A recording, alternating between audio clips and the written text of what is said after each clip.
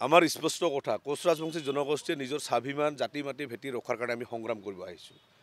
আমাৰ সংগ্ৰামটো লৈ কোনোবাৰ জলিপকি গৈ যদি ক'ৰবাত যদি হাজাৰ হাজাৰ মানুহ উলিয়াই আমাৰ কিন্তু আহেও না যায়ও না আমাৰ এটা স্পষ্ট কথা আমি সাদা চিধা মানুহ কোচ ৰাজবংশী জনগোষ্ঠীৰ স্বাভিমান অটুট ৰখাৰ কাৰণে আমাৰ সংগ্ৰাম তীব্ৰতৰ হ'ব যেতিয়ালৈকে আমি সাংবিধানিক অধিকাৰ নাপাম ইয়াত কোনো আদিত্য খাকলাৰী কোনো টংকেশ্বৰ ৰাভাৰ কথা ইয়াত আহি নপৰে ইয়াত আমি দেখিবলৈ পাইছোঁ যোৱাকালি যি গণসমাৱেশৰ জৰিয়তে তেখেতসকলে সকিয়নি দিব বিচাৰিছে মানে কোচ ৰাজবংশীকে আদি কৰি অসমৰ 6 জনগোষ্ঠী জনজাতিকৰণৰ বিৰোধিতা কৰা তেখেতসকল কোন হয় তেখেতসকলকে ইয়াত কি মানে তেখেতসকলৰ কথামতে কি অসমখন চলে নেকি আমি এটা কথা স্পষ্টকৈ কৈছোঁ সাংবিধানিক মুৰব্বী অসমৰ মাননীয় মুখ্যমন্ত্ৰী ডাঙৰীয়াক আপুনি যদি সঁচাকৈ খিলঞ্জীয়া ভূমিপুত্ৰসকলৰ যদি ভাল চিন্তা কৰে আৰু আপোনাৰ যদি দায়িত্ববোধ থকা বুলি আপুনি অনুভৱ কৰিব বিচাৰে তেতিয়াহ'লে কোচ ৰাজবংশী জনগোষ্ঠীক অতি সোনকালে জনজাতিকৰণ কৰাৰ ব্যৱস্থা কৰক এই আপোনালোকে ৰাজনৈতিক পাশা খেলত বংগী বন্ধ কৰি কোচ ৰাজবংশীসকলক বাৰে বাৰে লেই চেই কৰা প্ৰৱণতা আপোনালোকে এৰি দিয়ক টংকেশ্বৰ ৰাভাই যি ধৰণৰ মন্তব্য দিছে আমি খুব দুখ পাইছোঁ টংকেশ্বৰ ৰাভাই যেতিয়া কোচ ৰাজবংশী সমাজত আহি মিটিং পাতে ডাঙৰ ভাষণ দীপেন বৰাই যেতিয়া তেখেতসকলৰ UPPL চৰকাৰ আছিল তেতিয়া কিন্তু কোচ ৰাজবংশীসকলৰ মাজত আহি কৈছে কি সম অধিকাৰ সমভাৱে আমি একেলগে চৰকাৰ চলাব লাগে কিন্তু তেখেতসকলৰ মনত এটা অন্তৰত এটা যে বস্তু থাকে আমি এতিয়া দেখিবলৈ পালোঁ সেইকাৰণে এটা কথাই আহ্বান জনাইছোঁ ৰাভা হাছং যৌথ মঞ্চৰ পৰা কোচ ৰাজবংশী যিমান মানুহে সব ওলাই আহিব লাগে নিজৰ কথা নিজৰ শক্তি নিজে প্ৰদৰ্শন কৰি আমি কেনেকৈ ন্যায্য প্ৰাপ্তি দাবী কাঢ়ি আনিবলৈ সেই ব্যৱস্থাটো আমি কৰিম BTRত থকা যিসকল কোচ ৰাজবংশী আজি দীপেন বড়োৰ অধ্যক্ষতাত CC BTR বুলি এটা সংগঠন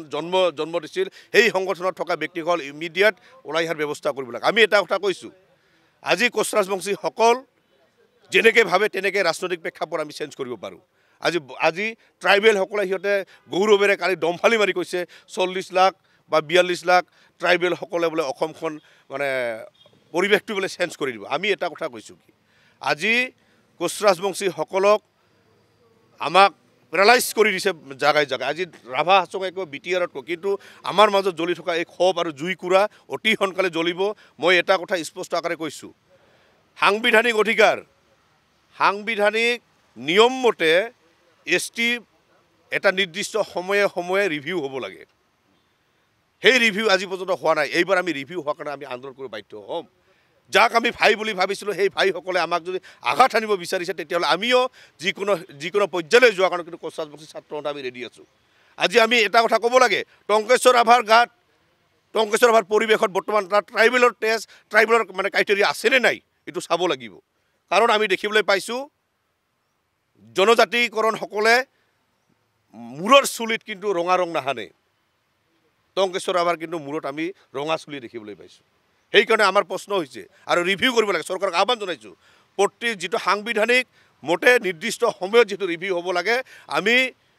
ট্ৰাইবেল যিমান আছে ট্ৰাইবেলসকলৰ যিমান দিন ভোগ কৰিলে সেইটো ৰিভিউ হোৱাটো আমি বিচাৰোঁ আৰু এতিয়া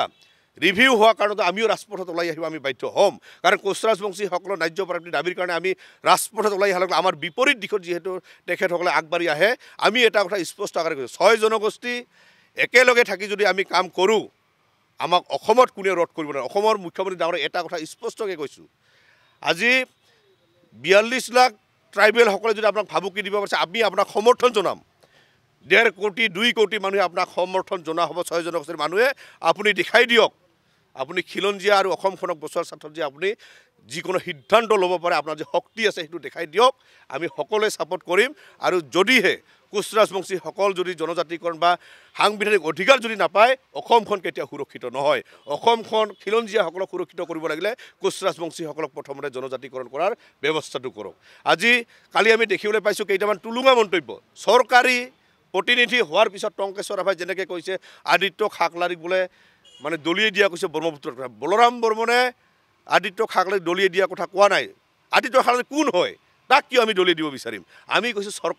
চৰকাৰে আমাৰ কথা নুশুনিলে সেইখন চৰকাৰ পৰিৱৰ্তন কৰাৰ দায়িত্ব হিচাপে লৈ আমি সেইটো পৰিৱৰ্তন কৰি দেখুৱাই দিম যিটো আমি BTRত বৰ্তমান দেখাইছোঁ সেই পৰিৱেশটো অসমত আমি দেখাম আমি কোচ ৰাজবংশী বিভিন্ন প্ৰান্তৰ মানুহে আমি সংকল্প লৈছোঁ 9 তাৰিখে তাৰ আগতো আমি ঘৰে গৈছোঁ আমি এজেণ্ডা প্ৰস্তুত কৰিছোঁ এতিয়া কোচ ৰাজবংশীসকল আগৰ নাগৰিক হৈ থকা নাই ৰাজনৈতিকভাৱে পৰিপক্কতা ৰাজনৈতিক কথা ভাষা শব্দ আমি বুজিবলৈ চেষ্টা কৰিছোঁ যদিহে কোচ ৰাজবংশীসকলক লেই চেই কৰিব পৰা পৰিৱেশ যদি আনে তেতিয়াহ'লে আমি বহি নাথাকোঁ। আৰু এটা কথা স্পষ্টকৈ কৈছোঁ, 1 লাখ মানুহ বোলে শ্বহীদ হ'ব লাগিব। কি কয় বোলে টংকেশ্বৰ ৰাভাই কৈছিল, আমাৰ মানুহ কোচ ৰাজবংশী ৰাইজ 10 লাখ মানুহ শ্বহীদ হ'বৰ কাৰণে ৰেডি হৈ আছে নিজৰ জাতি মাটি ভেটি ৰক্ষা কৰাৰ কাৰণে। ইয়াত কোনো ভয় ভাবুকি নাই। আৰু এটা কথা স্পষ্ট আকাৰে কৈছোঁ, কোচ ৰাজবংশীসকল খাৰু পিন্ধি বহি থকা জাতি নহয়, ইতিহাস থকা এটা জাতি। ইতিহাসৰ পাতত চাই আজি কোচ ৰাজবংশীসকলৰ কথা ক'ব। যেইটেই কথা কৈ কোচ ৰাজবংশীসকলক যদি ভেঙুচালি কৰিব বিচাৰিছে, কোচ ৰাজবংশীসকল শান্ত নহয়। আৰু দেখিবলৈ পাব কোচ ৰাজবংশীসকলৰ শক্তি আৰু কোচ ৰাজবংশীসকলৰ ভৱিষ্যত পৰিকল্পনাৰ জৰিয়তে নিজৰ স্বাভিমান জাতি মাটি ভেটি ৰক্ষাৰ কাৰণে যিখিনি সাংবিধানিক অধিকাৰ কাঢ়ি অনাৰ ক্ষেত্ৰত আমি একক ভূমিকা লৈ আমাৰ ন্যায্য প্ৰাপ্তি দাবী আমি কাঢ়ি আনিমেই। ইয়াত কোনো ৰাজনৈতিক এজেঞ্চিয়ে কাম কৰিব নোৱাৰে। আমি যোৱাকালি দেখিবলৈ পাইছোঁ, শুনিবলৈ পাইছোঁ ভিতৰুৱাভাৱে তাতে যিখন মানে সভা অনুষ্ঠিত হৈছে, চৰকাৰী মন্ত্ৰী এজনে তাত দান বৰঙণি দি এইখন সভা অনুষ্ঠিত কৰিছে। আমি ভাবিবলৈ বাধ্য হ'ম মুখ্যমন্ত্ৰী ডাঙৰীয়াৰ নেতৃত্বত এইটো কাম চলিছে। কাৰণ এই কাৰণতে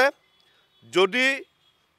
তেনেকুৱা যদি ৰাজনৈতিক ষড়যন্ত্ৰৰ বলি হৈ যদি 6 জনজাতিক ওলমি ৰাখিব বিচাৰিছে, ইয়াত ভুল কথা, ভুল সিদ্ধান্ত লৈছে। সঠিক সিদ্ধান্ত লওক যদি চৰকাৰত আহিব বিচাৰে। আৰু এটা কথা কৈছোঁ, আমাৰ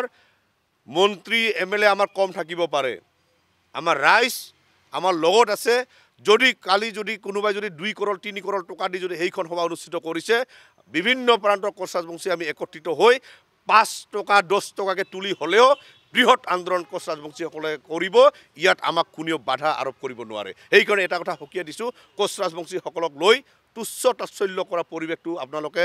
বন্ধ কৰক। নহ'লে কিন্তু কোচ ৰাজবংশীসকল যিকোনো পন্থা ল'বৰ কাৰণে আমি আগবাঢ়ি যাম। আৰু লগতে এটা কথা, যিবোৰ কালি কথা তাতে মানে এনেকুৱাকৈ কথাবিলাক কৈছে, মানে ভাতৃঘাতী সংঘৰ্ষ লগা এটা পৰিৱেশ আনিছে। আমি উদাৰ মনৰ কাৰণে আমি এইবোৰ চিন্তা নাভাবা কাৰণে আপোনালোকে আমাক দুৰ্বলতা বুলি নাভাবিব। আমি কিন্তু যেতিয়া যি সময়ত যি সিদ্ধান্ত ল'ব লাগে আমি চব ল'ব পাৰোঁ। আমাক আপোনালোকে খাৰু পিন্ধি বহি থকা বুলি নাভাবিব। সেইকাৰণে কোচ ৰাজবংশীসকলক লৈ তুচ্ছ তাচ্ছল্য কৰা পৰিৱেশ যাতে আপোনালোকে আনিব নিবিচাৰে।